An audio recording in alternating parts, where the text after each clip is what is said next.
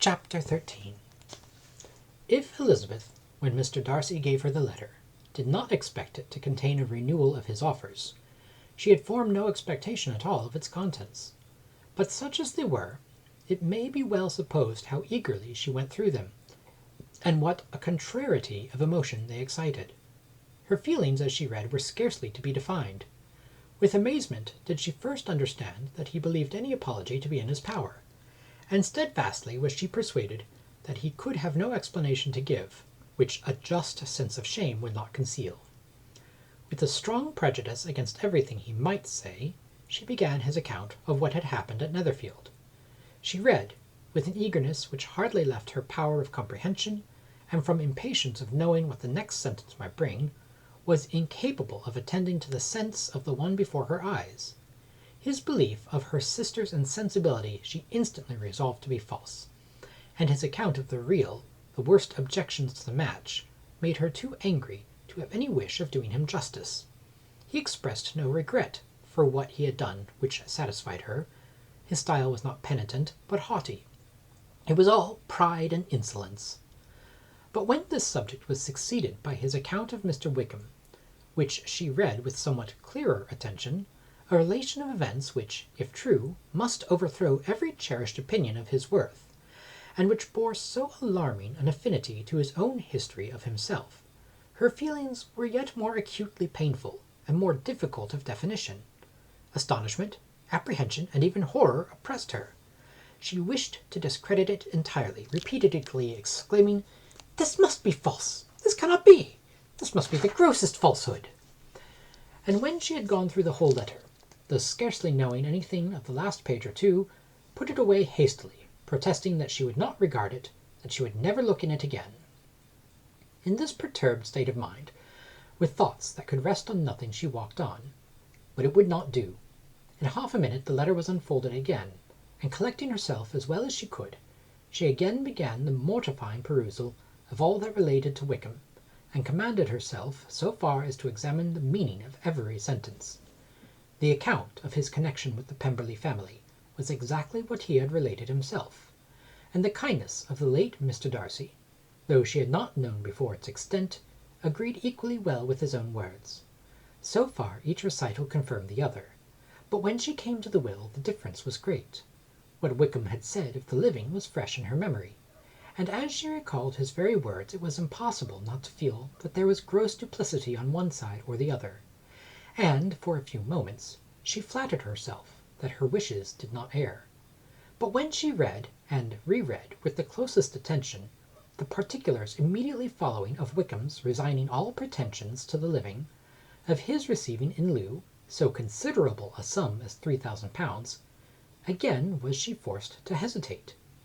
She put down the letter, weighed every circumstance with what she meant to be impartiality, deliberated on the probability of each statement, but with little success. On both sides it was only assertion.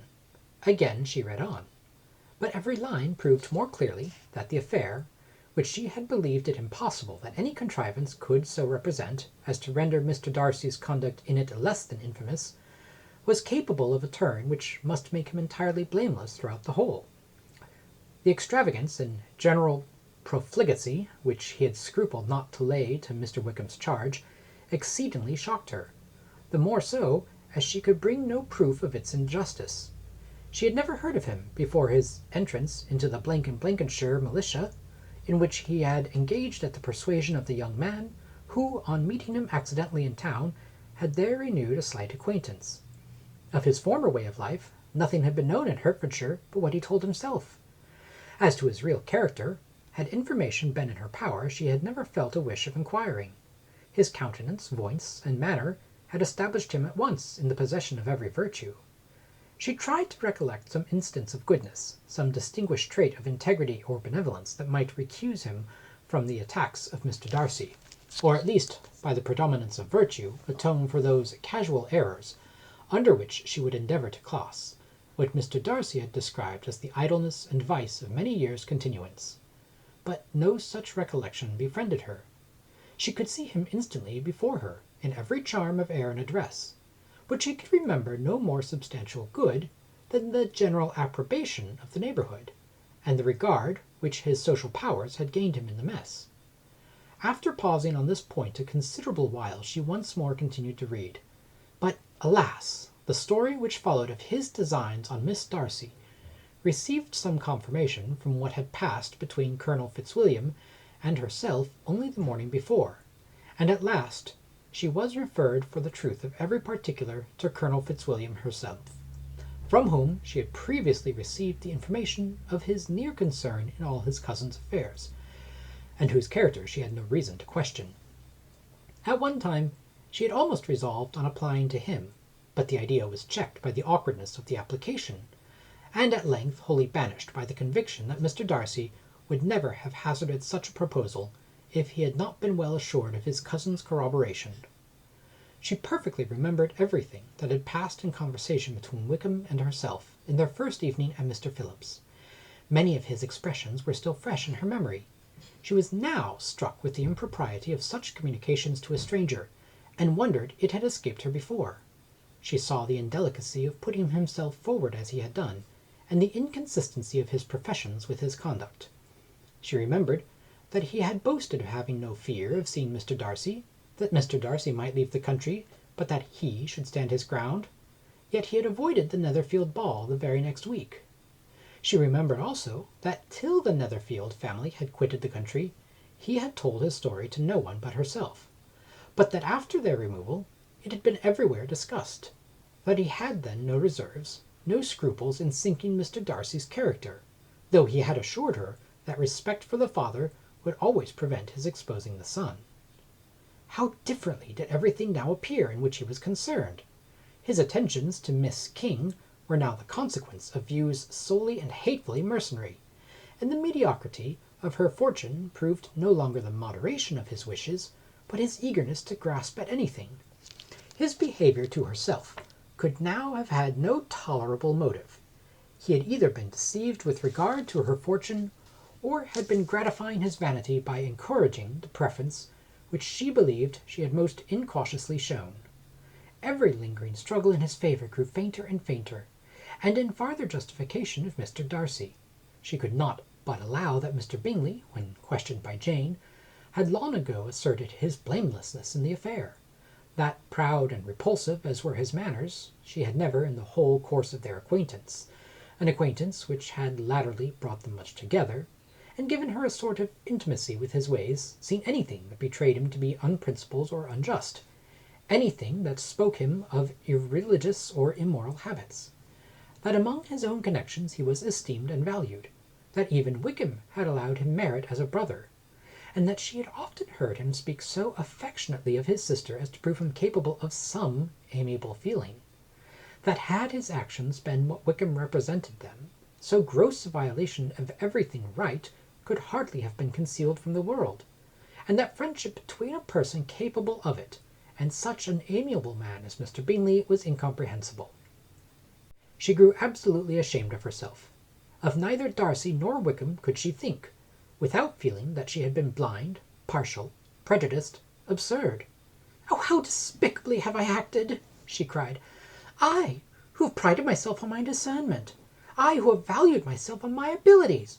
Who have often disdained the generous candour of my sister, and gratified my vanity in useless or blamable distrust! How humiliating is this discovery! Yet how just a humiliation! Had I been in love, I could not have been more wretchedly blind. But vanity, not love, has been my folly. Pleased with the preference of one, and offended by the neglect of the other, on the very beginning of our acquaintance, I have courted prepossession and ignorance, and driven reason away, where either were concerned. Till this moment I never knew myself."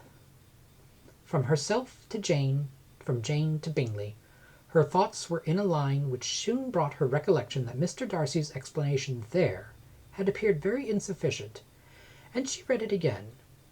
Widely different was the effect of a second perusal. How could she deny that credit to his assertions, in one instance, which she had been obliged to give in the other?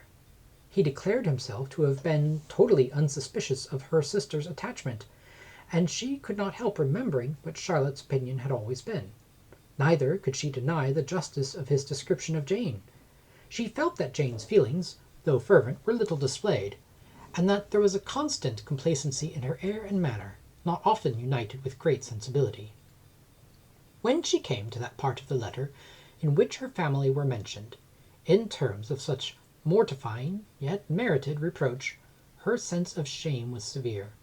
The justice of the charge struck her too forcibly for denial, and the circumstances to which he particularly alluded, at having passed at the Netherfield ball, and as confirming all his first disapprobation, could not have made a stronger impression on his mind than on hers. The compliment to herself and her sister was not unfelt. It soothed, but it could not console her for the contempt which had been thus self-attracted by the rest of her family, and as she considered that Jane's disappointment had in fact been the work of her nearest relations, and reflected how materially the credit of both must be hurt by such impropriety of conduct, she felt depressed beyond anything she had ever known before.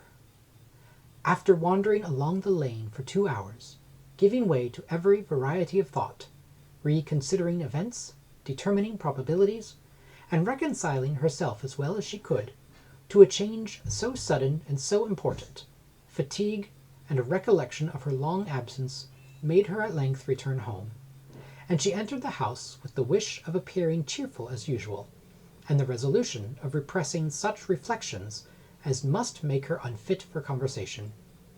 She was immediately told that the 2 gentlemen from Rosings had each called during her absence, Mr. Darcy only for a few minutes to take leave, but that Colonel Fitzwilliam had been sitting with them at least an hour, hoping for her return, and almost resolving to walk after her till she could be found. Elizabeth could but just affect concern in missing him. She really rejoiced at it. Colonel Fitzwilliam was no longer an object. She could think only of her letter.